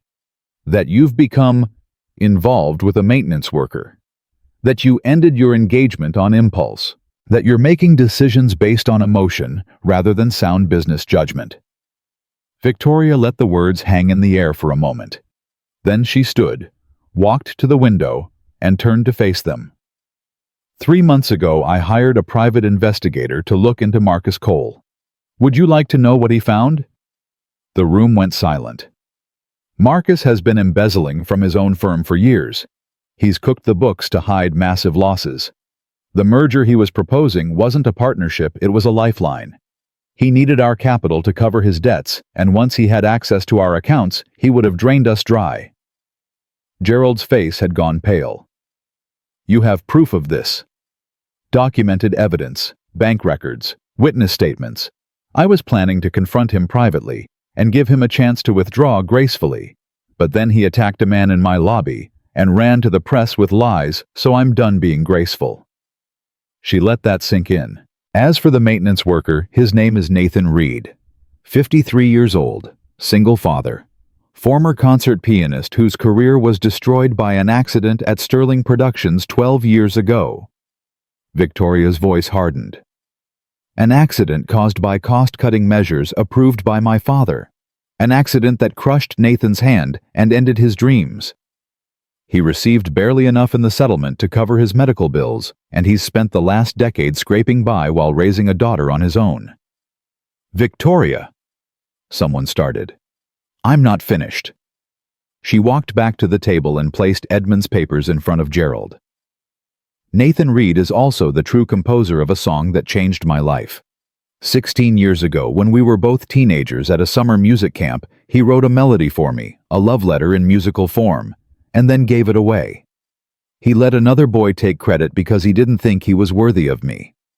She looked around the room, meeting each pair of eyes in turn. So yes, I ended my engagement. Yes, I confronted my father. And yes, I intend to pursue a relationship with Nathan Reed. But I didn't do any of those things because I'm unstable or irrational. I did them because for the first time in 16 years, I found something real, something true, something that matters more than money or power or strategic advantage. The silence stretched. Then Martha Chen, the youngest board member, a woman Victoria had mentored since her first day at the company, spoke. What do you need from us? Victoria felt something loosen in her chest. I need you to trust me. I need you to give me time to clean up the mess Marcus has made. And I need you to believe that I'm still the same person who turned this company into a billion-dollar enterprise. I haven't lost my mind. I've just found my heart. The vote was unanimous. Victoria Sterling remained CEO. Marcus Cole's accusations were officially deemed unfounded pending investigation. And when the press came calling, the board's statement was clear. Victoria Sterling had their full confidence and support. The real battle came 3 days later. Victoria released the evidence against Marcus to the Securities and Exchange Commission. Within hours, federal investigators were crawling through Cole Investment Partners, and Marcus's name was suddenly attached to words like fraud and embezzlement, rather than jilted fiancé. The narrative shifted. Suddenly, Victoria wasn't the crazy CEO who'd thrown away a merger for a janitor. She was the shrewd businesswoman who'd uncovered a con artist before he could destroy her company. But Marcus wasn't finished. He called her on a Wednesday evening, his voice slurred with alcohol and fury. You think you've won, he snarled. You think you're so clever. But I know things about your father, Victoria. Things that would destroy the Sterling name if they came out. What things? The accident that ruined your precious janitor. It wasn't just cost-cutting. Your father knew the equipment was faulty. He knew someone could get hurt. But he went ahead anyway because replacing it would have cost too much. I have documents, emails, proof. Victoria's blood ran cold. You're lying. Am I? Ask your father. Ask him what really happened at Sterling Productions. Ask him why Nathan Reed wasn't the only one who got hurt that night. The line went dead. Victoria sat in the dark for a long time, Marcus's words echoing in her head. Then she picked up her phone and called the one person she'd sworn she'd never speak to again. Father, we need to talk. Richard Sterling looked older than Victoria remembered. They met at a neutral location, a private club on the Upper East Side, the kind of place where powerful men made deals that shaped the world. Richard was already seated when Victoria arrived, a glass of scotch in front of him, his face lined with exhaustion. I wondered when you'd call, he said. Victoria sat down across from him. Marcus contacted me. He says he has proof that you knew the equipment at Sterling Productions was faulty. That you knew someone could get hurt. Richard didn't flinch. Marcus is a desperate man grasping at straws. Is he lying? Silence. Father, is he lying? Richard lifted his scotch, took a long drink, set it down. His hand trembled slightly, age or something else. No, he said finally. He's not lying. Victoria felt the ground shift beneath her. The equipment was old. We knew it needed to be replaced. But the budget was tight that year, and I made a decision. I calculated the risk. I decided it was acceptable. Richard's voice was flat, emotionless. I was wrong. You knew Nathan could get hurt. I knew someone could get hurt. I didn't know who, and frankly, I didn't care. That's how business works, Victoria. Sometimes you make hard choices. Sometimes people get hurt. The trick is to make sure the people who get hurt aren't the ones who matter. Victoria stared at her father. This man who had raised her. This man whose approval she'd spent her entire life chasing. This man who had shaped her into the person she was: cold, calculating, ruthless. And for the first time, she saw him clearly. Nathan mattered, she said quietly. He was a pianist, a dime a dozen. Talented maybe, but replaceable. The world is full of talented people who never amount to anything. He wrote me a song. So I've heard. Richard's lips twisted. A pretty story. The invisible boy who loved the princess from afar. Very romantic. But romance doesn't build empires, Victoria. Romance doesn't keep shareholders happy or competitors at bay. No, it doesn't. Victoria stood. But it's the only thing that makes any of it worthwhile. Richard looked up at her, and for just a moment she saw something flicker in his eyes. Regret, maybe. Or recognition. The understanding that he had lost something he could never get back. What are you going to do? He asked. I'm going to do what you never could. I'm going to tell the truth. I'm going to make things right. And I'm going to build something that matters, not because it makes money, but because it makes a difference. She turned toward the door. Victoria. She stopped. I never meant for you to end up like me, Richard said quietly. Hard, cold, alone. I thought I was teaching you to survive. I didn't realize I was teaching you to forget how to live. Victoria didn't turn around. I know, she said. That's why I'm not going to make the same mistake. She walked out of the club and didn't look back. The truth came out 3 weeks later. Victoria released everything. The documents, the emails, the evidence that Richard Sterling had knowingly endangered his employees to save money. She did it publicly in a press conference that made national news, standing in front of 100 cameras and admitting that her own father had committed what amounted to corporate negligence. I can't change what happened 12 years ago, she said. I can't give Nathan Reed back the career that was stolen from him. But I can acknowledge the truth. I can take responsibility for the harm my family's company caused. And I can do everything in my power to make sure it never happens again. She announced the creation of the Daniel Hayes Nathan Reed Music Foundation, funded by a personal donation of $10 million. The foundation would provide scholarships to young musicians from low-income backgrounds, the kind of kids who had talent but no resources, dreams but no connections. She announced reforms to Sterling Corporation's safety protocols, overseen by an independent board that included representatives from employee unions and occupational safety organizations.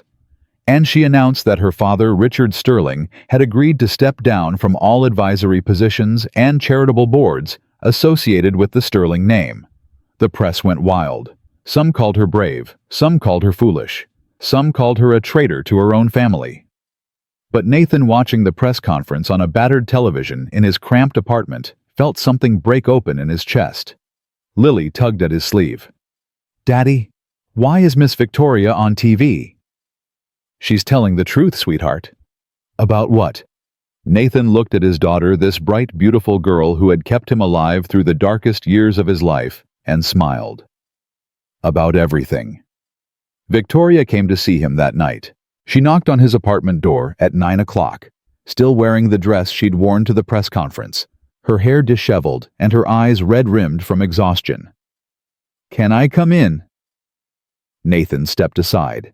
She walked into his apartment, this tiny cramped space with its clanking radiator and second-hand furniture, and looked around. If she was shocked by the poverty, she didn't show it. She just turned to face him, her expression raw and open. "I did it," she said. "It's done. I saw. My father is finished. Marcus is facing federal charges. The foundation is established. Everything I promised, it's all happening." Nathan nodded slowly. "You didn't have to do any of that."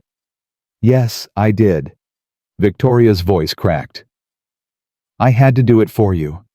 For me. For everyone my family hurt over the years." She stepped closer. "Nathan, I spent my whole life building walls, protecting myself, keeping everyone at a distance because I was terrified that if I let anyone in, they'd hurt me the way losing Daniel hurt me." "Victoria, let me finish."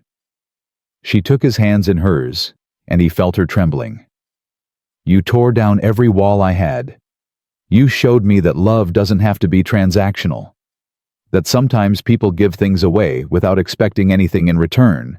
That sometimes the most extraordinary people are the ones everyone else overlooks." She brought his scarred hand to her lips and kissed it. "I love you," she whispered. "I love you, and I'm terrified, and I don't know what I'm doing. But I know that I don't want to do it without you." Nathan pulled her into his arms. They stood like that for a long time, holding each other in the cramped living room while the radiator clanked and the city hummed outside the windows. Two broken people finding their way back to each other across the wreckage of the past. "Daddy?" They pulled apart. Lily stood in the doorway to her bedroom, rubbing her eyes, her dark curls wild from sleep. "Is Miss Victoria staying for breakfast?" Nathan looked at Victoria. Victoria looked at Lily. And then simultaneously, they both started to laugh. "Yes," Victoria said, dropping to her knees to look Lily in the eye. "If that's okay with you." Lily considered this for a moment. Then she nodded solemnly. "You can have the good chair, the one that doesn't wobble." "Thank you.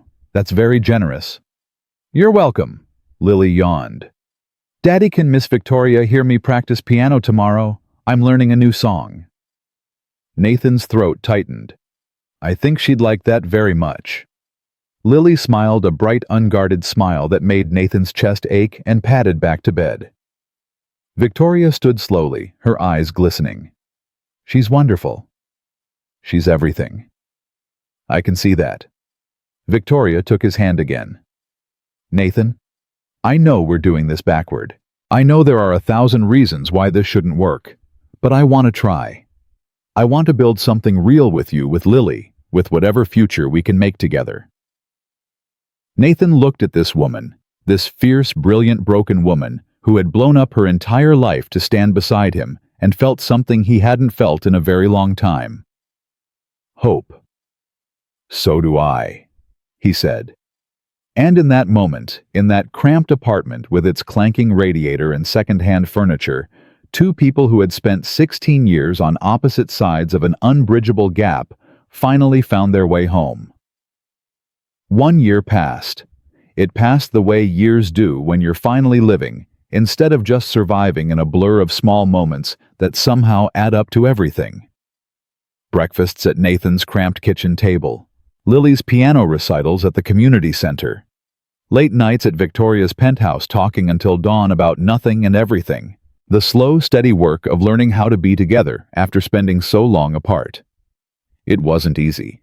Nothing worth having ever is. The press didn't let up for months. Every tabloid in the country ran stories about the CEO and the janitor, the billionaire heiress, who'd thrown away her empire for a broken-down musician. Some were sympathetic. Most weren't. Victoria learned to ignore them. Nathan learned to hold her hand when she couldn't. The board remained supportive but cautious. Victoria had to fight for every decision, prove herself over and over again. The Marcus Cole investigation dragged on for months before finally resulting in federal indictment. Richard Sterling retreated to a beach house in Florida and stopped returning her calls. But through it all, there was Nathan. Nathan, who showed up at her office with coffee when she'd been working too late. Nathan, who held her when the pressure became too much. Nathan, who looked at her like she was the only thing in the world worth seeing. And there was Lily. Lily, who decided within the first week that Victoria was going to be her new best friend. Lily, who demanded bedtime stories and piano lessons and explanations for why grown-ups were so complicated. Lily, who climbed into Victoria's lap one evening and said very seriously, "You make my daddy smile. He didn't used to smile before." Victoria had cried for an hour after that. Nathan held her the whole time. The Daniel Hayes Nathan Reed Music Foundation launched in March. The ceremony was held at Berkshire Music Academy in the same auditorium where Daniel had first played Midnight Promise for a crowd of awestruck teenagers. Professor Edmund Gray gave the opening remarks, his voice thick with emotion, as he talked about second chances and unfinished symphonies. Then Nathan took the stage. He hadn't performed publicly since that Christmas Eve at Sterling Tower. The thought of it still made his hands shake, still brought back memories of the accident and the surgeries, and the long years of believing he would never play again. But Victoria was in the front row, Lily beside her, and somehow that made everything easier. He sat down at the grand piano, adjusted the bench, flexed his scarred fingers over the keys. 16 years ago, he said into the microphone, I wrote a song for a girl I loved. I was too scared to tell her it was mine, too convinced that I wasn't good enough. So I gave it away, and I spent the next 16 years regretting it. He looked at Victoria. She was crying already. But here's the thing about music. It doesn't die. It doesn't fade away. It waits patient and eternal until someone is brave enough to play it again. He smiled. This song waited 16 years for me to find my courage. I think that's long enough. He began to play. Midnight Promise filled the auditorium like a living thing, achingly beautiful and impossibly tender. But this time, the melody didn't end where it used to. This time, Nathan kept playing new phrases, new harmonies, a coda he had written in the months since Victoria came back into his life. The music spoke of loss and redemption, of second chances and unexpected grace. Of two people who had found each other across years and distance and the wreckage of their broken dreams. When the last note faded, the auditorium erupted. Standing ovation. 500 people on their feet, applauding and cheering and wiping tears from their eyes. Nathan stood from the piano bench, overwhelmed, and looked for Victoria in the crowd. She was already moving toward the stage. They met in the middle, her climbing the steps, him reaching down, and when their hands touched, Nathan pulled her up beside him. The applause grew louder. Someone started chanting, "Kiss her," and the rest of the audience took up the cry. Nathan laughed and looked at Victoria. Well, the people have spoken. Since when do you care what people think? Since never. But I've been wanting to kiss you all day anyway. She kissed him. The crowd went wild. Afterward, at the reception, Edmund Gray found Nathan standing alone by the window, watching Victoria charm a group of potential donors across the room. She's good at that, Edmund observed. Working a room, making people believe in things. She's good at everything. So are you. Edmund placed a hand on Nathan's shoulder. I should have said this years ago. I should have told the truth about the song, made sure you got credit. I failed you, Nathan. I'm sorry. Nathan shook his head. You didn't fail me. You did what you thought was right. Daniel was dead. The truth wouldn't have brought him back. But it might have changed things for you. Maybe. Or maybe I needed to walk this path. Maybe I needed to lose everything before I could appreciate what I had. Nathan's eyes found Victoria again.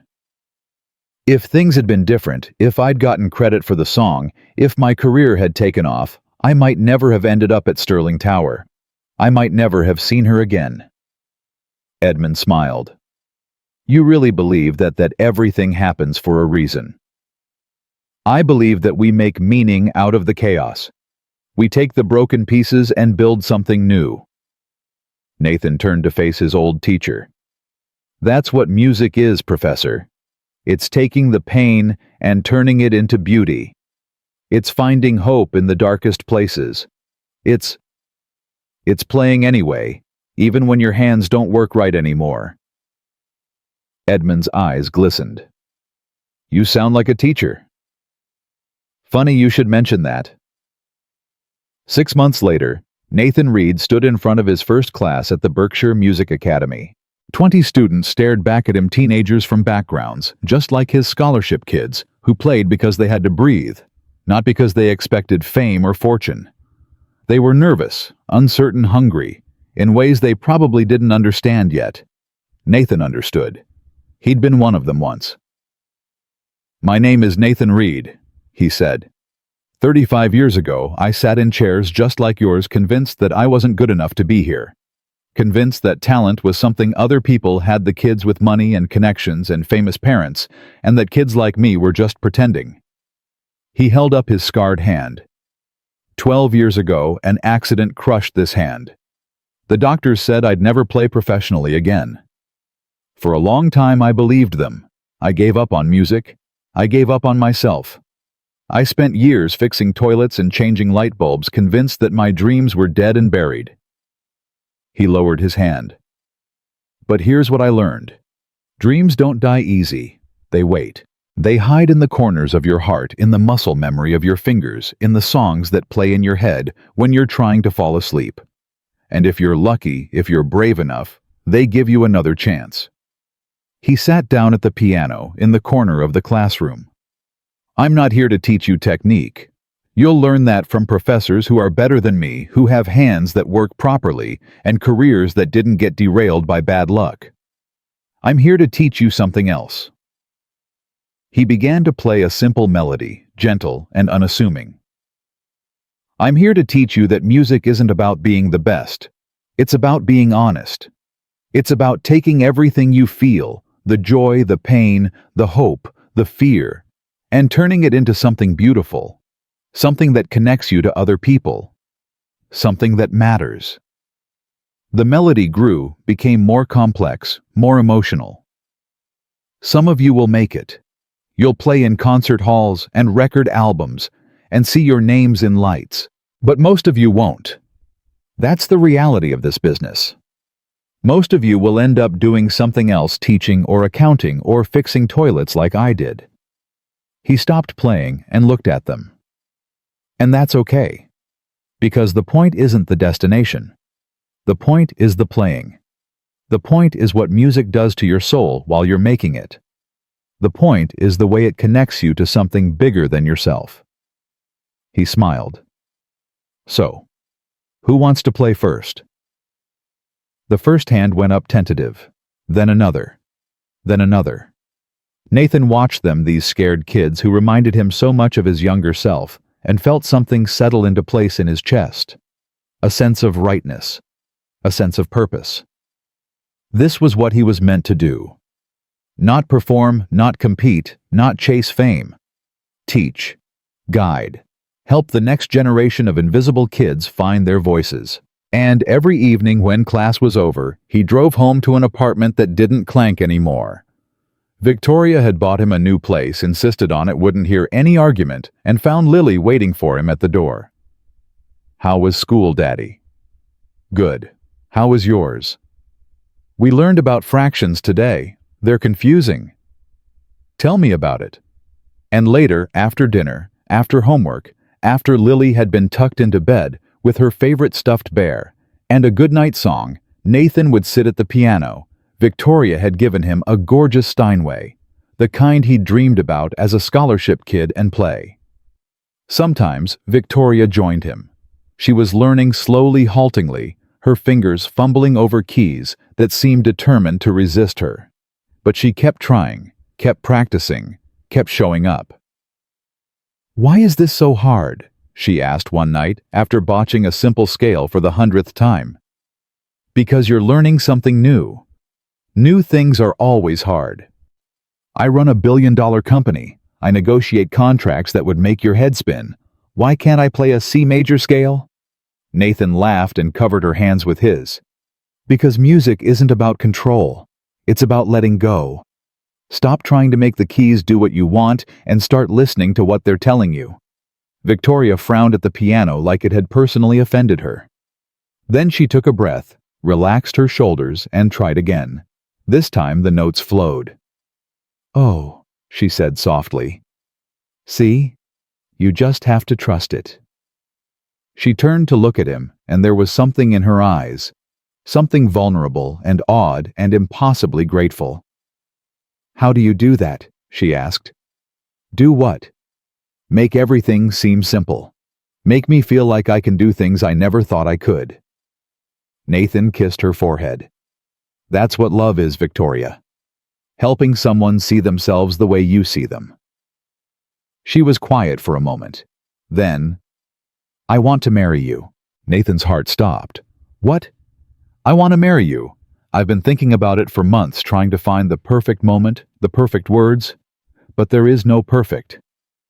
There's just this. Us. Right now." She took his face in her hands. "Nathan Reed, I spent 16 years building walls and running empires and convincing myself that love was weakness. And then you played a song and everything changed." Her eyes were fierce, determined, utterly certain. "I don't care about perfect moments. I don't care about fancy proposals or romantic gestures. I just want you. Forever. If you'll have me." Nathan couldn't speak. His throat was too tight, his heart too full. So he did the only thing he could think of. He kissed her. And when they finally broke apart, both of them crying, both of them laughing, he said, "Was that a yes?" "That was absolutely a yes." The wedding was small. Just family and close friends gathered in the garden of the Berkshire Music Academy on a perfect autumn afternoon. Professor Edmund Gray officiated. Lily served as flower girl, scattering rose petals with the utmost solemnity. Victoria wore white, simple, and elegant, and Nathan wore a suit that actually fit for once in his life. When it came time for the vows, Nathan pulled out a piece of paper. His hands were shaking. "I wrote something," he said. "I tried to say it without notes, but I kept messing up, so—" He laughed nervously. "Bear with me." Victoria squeezed his hands. "Take your time." Nathan unfolded the paper. "Victoria, Ingrid. The first time I saw you, I was 18 years old. Invisible, convinced that I would never be worthy of someone like you. I watched you from across crowded rooms and dreamed of a life I thought I could never have. I wrote you a song and gave it away because I thought that was all I deserved, to love you from the shadows, to make you happy without you ever knowing I existed." His voice cracked. "I spent the next 35 years carrying that song in my heart. Through the accident, through the surgeries, through the years of fixing toilets, and wondering if my life meant anything. And then one Christmas Eve I played it again, and you heard it, and everything changed." He looked up from the paper, met her eyes. "I don't have much to offer you. I'm not rich or powerful or important. My hand doesn't work right anymore, and I'll probably never play the way I used to. But I love you. I've loved you since I was 18 years old, and I'll love you until I'm nothing but dust and memory." He folded the paper and put it away. "So here's my vow. I promise to play for you every day for the rest of my life. I promise to teach Lily everything I know about music and life and love. I promise to hold you when you're sad and celebrate with you when you're happy and stand beside you through whatever storms come our way." He raised her hand to his lips. "And I promise that I will never ever hide in the shadows again. Because you taught me that I deserve to be seen. You taught me that my music matters. You taught me that the invisible boy from the scholarship program grew up to be someone worthy of love." Victoria was sobbing now, tears streaming down her face. "Your turn," Nathan whispered. She laughed a watery, broken sound and wiped her eyes. I didn't write anything down, she admitted. I thought I'd be able to improvise. But now I'm standing here looking at you and every word I planned has gone out of my head. That's okay. Just tell me what you feel. Victoria took a shaky breath. What I feel is terrified. I'm terrified because I've never loved anyone the way I love you. I'm terrified because you see through all my armor, all my walls, all the careful defenses I spent my whole life building. You see me the real me and somehow you love her anyway. She reached up and touched his face. I spent 16 years grieving a song I thought was written by someone else.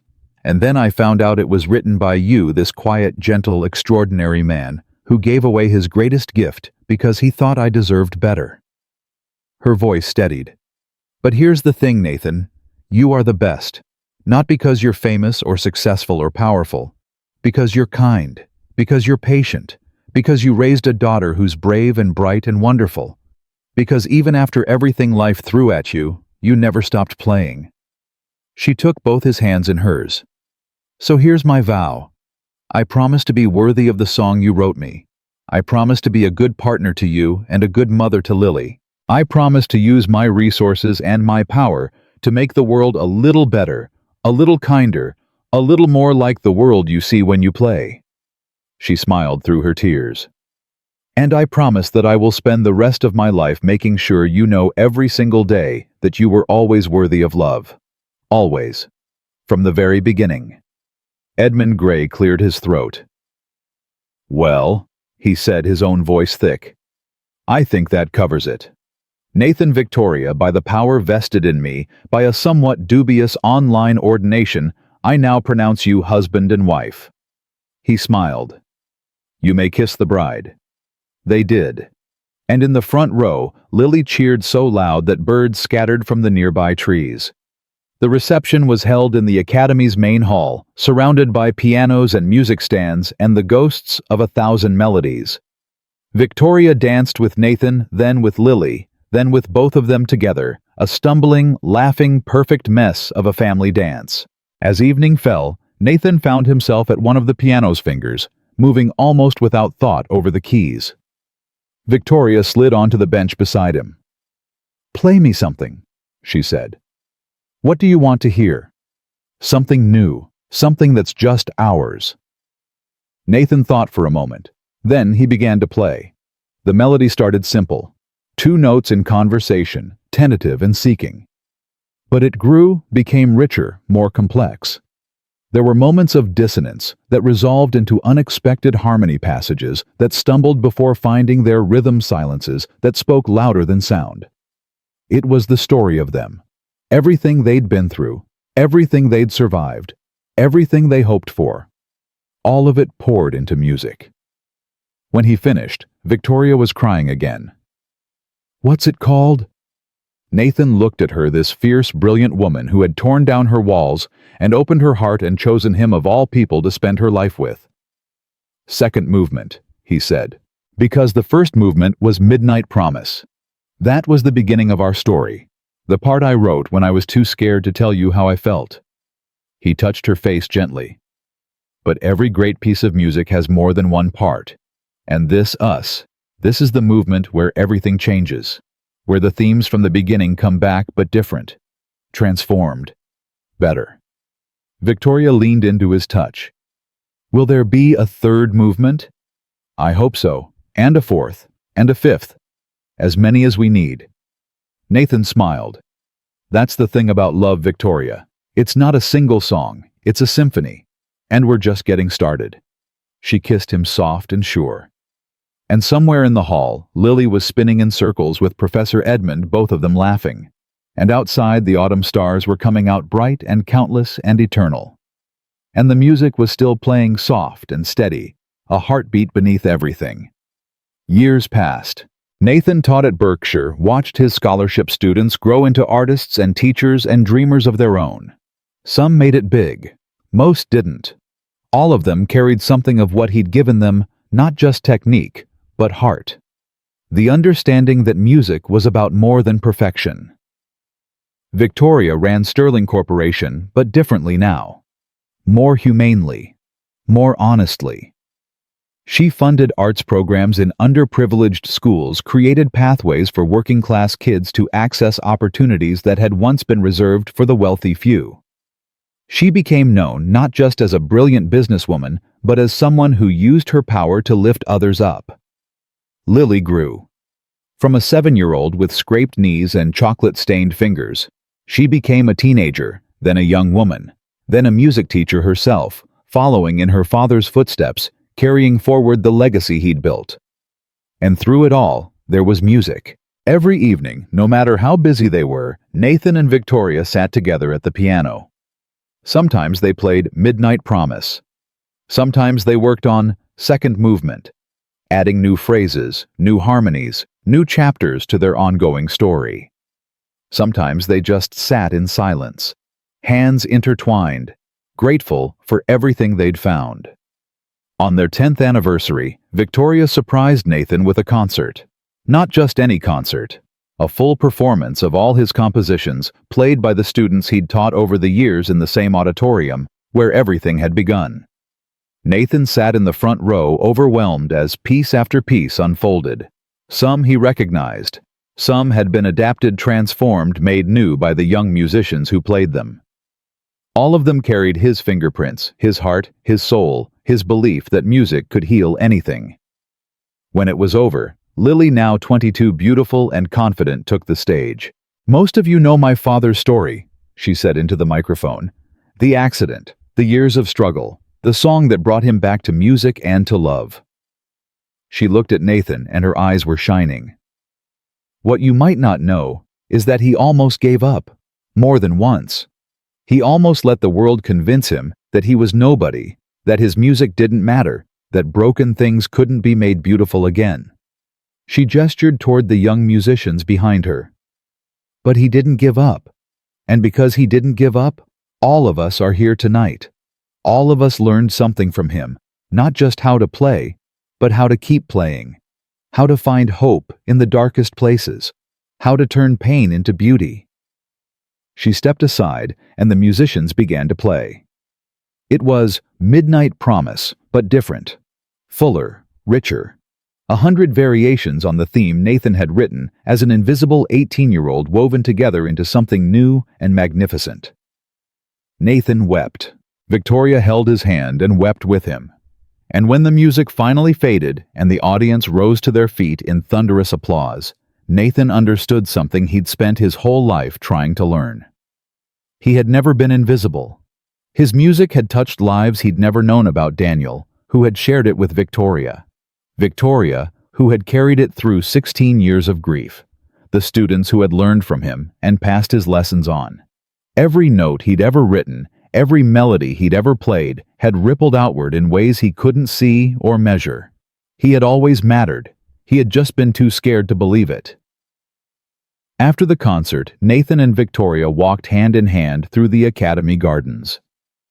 The night was warm, the stars bright, the air filled with the distant sound of students practicing in the dormitories. "Thank you," Nathan said quietly, "for everything. For believing in me when I couldn't believe in myself. For fighting for us when it would have been easier to walk away. For giving me a life I never dared to dream was possible." Victoria stopped walking and turned to face him. "Do you know what I think about sometimes?" she asked. "That night at the Christmas party, when you sat down at that piano and played and I heard Midnight Promise for the first time in 16 years. What about it? I think about how close I came to missing it. I was about to leave. I had my coat on my driver waiting. If I'd left 5 minutes earlier, I never would have heard you play. I never would have known you were the one who wrote that song. We never would have found each other." She reached up and touched his face. "But I didn't leave. Something kept me there. Call it fate, call it luck, call it the universe looking out for us. Whatever it was, I'm grateful for it. Every day. For the rest of my life."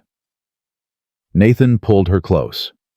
"I spent 35 years loving you from the shadows," he said, "convinced that I wasn't good enough, that someone like you could never love someone like me. He kissed her forehead. But I was wrong. I was wrong about all of it. And I'm glad, so incredibly glad, that I finally found the courage to play.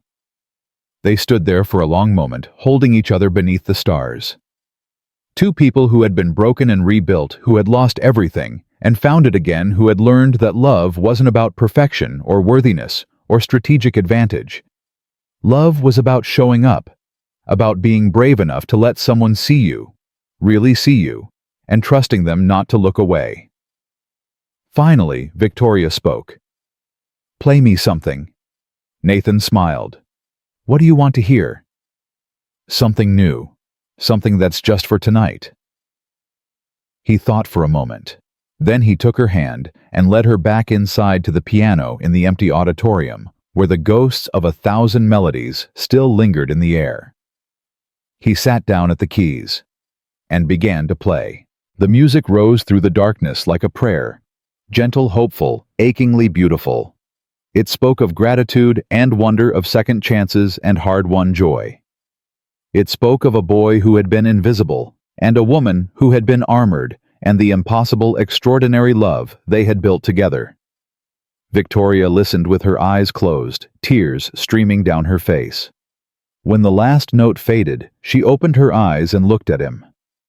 "I love you," she said simply. "I love you too." And that was enough. That was everything. Outside, the world kept spinning. Tomorrow, there would be challenges and setbacks and the ordinary struggles of everyday life. But in that moment, in that quiet auditorium, with the stars shining through the windows and the music still echoing in the air, none of that mattered.